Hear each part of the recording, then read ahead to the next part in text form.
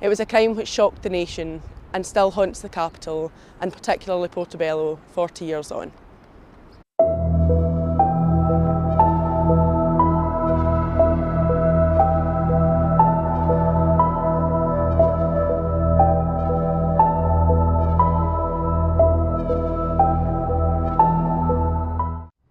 It was a warm and sunny evening on July 8, 1983, when 5-year-old Caroline Hogg went out to play on Portobello Promenade to enjoy the last few minutes of sunshine and the outdoors before she was called in by her parents for the night.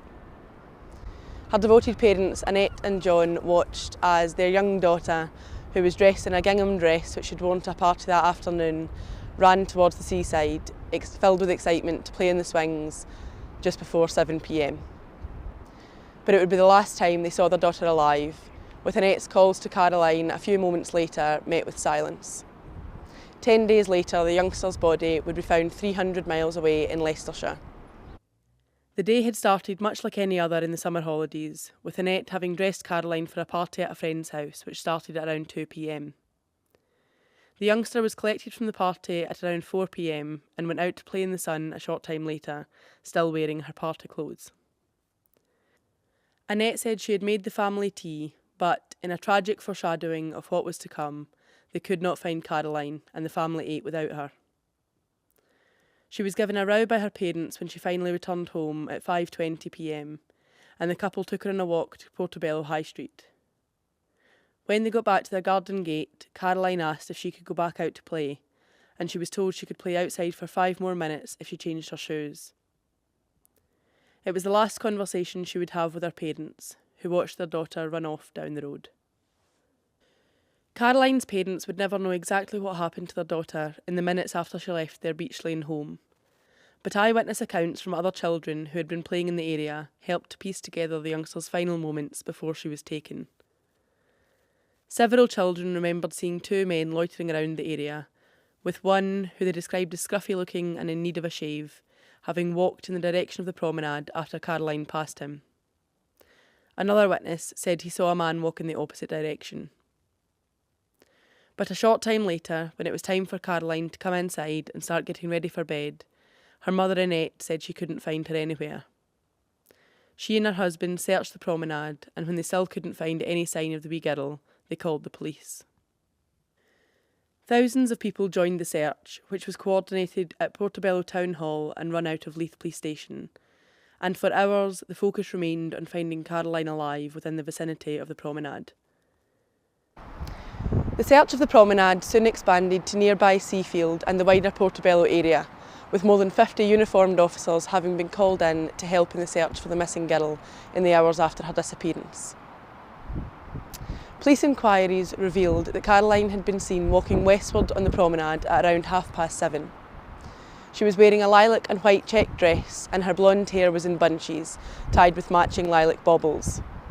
The investigation soon centred on the fact that Caroline had been seen in the company of a man who shortly before had paid for her to have a ride on the roundabout at the Fun City amusement centre.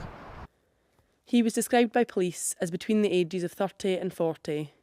He was unshaven, well-built, but not fat. And he was said to be wearing glasses and had collar-length, dark, wavy hair. In the days following Caroline's disappearance, police urged residents to check outhouses, garages and cars in case the youngster had crawled in or hidden. But none of the searches led to any clues of where the young girl could have gone. Speaking years after Caroline's disappearance, former Deputy Chief Constable of Lothian and Borders Police Tom Wood, who was also a senior detective in Caroline's case, said that it wasn't unusual for children to go missing on Portobello Promenade, but he added that they would usually be found a short time later. But sadly, this wasn't to be the happy ending in Caroline's case. Annette and John's worst fears were realised on July 18th, 10 days after Caroline had vanished, when police in Scotland got a phone call to say that the body of a young girl had been found. The 3-foot 6-inch body was that of Caroline's, and it had been stripped and dumped in a ditch 300 miles away from her Portobello home.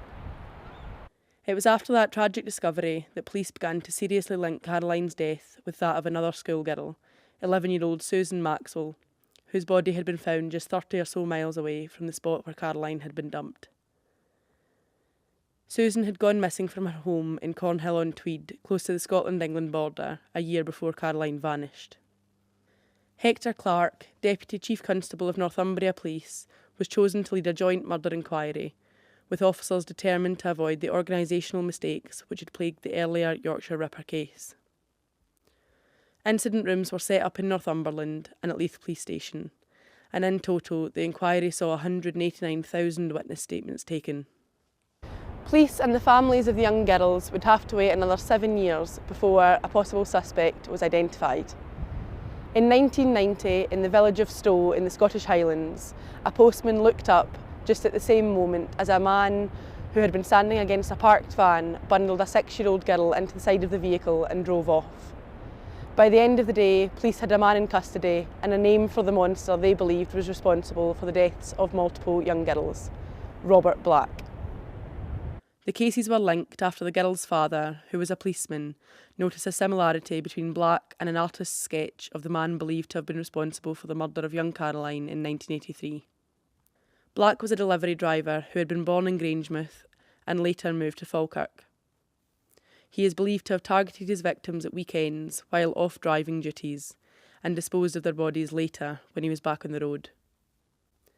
He went on trial in 1994, more than a decade after Caroline's death, and was accused of the murders of Caroline, Susan and 10-year-old Sarah Harper from Leeds, whose body had been found in the River Trent in 1986. He had also been charged with the kidnapping of another 15-year-old girl.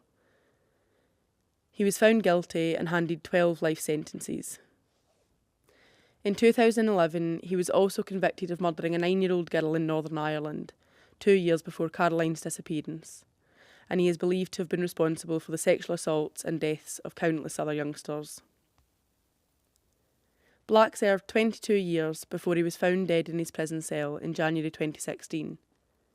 The 68-year-old had died from a heart attack, of which he was said to have been at risk due to heavy smoking and little exercise. He was cremated, with his ashes scattered at sea after prison authorities failed to find anyone who wanted to take his remains. His inquest also went ahead without any family present, after no relatives of the murderer came forward following an appeal by authorities. This July will mark 40 years since Caroline Hogg was snatched just metres from her family home by one of Scotland's most monstrous serial killers. Her death has haunted Edinburgh ever since. She was a little girl with her whole life ahead of her, and although 4 decades have passed, the impact of such a horrifying crime is still seen in society today.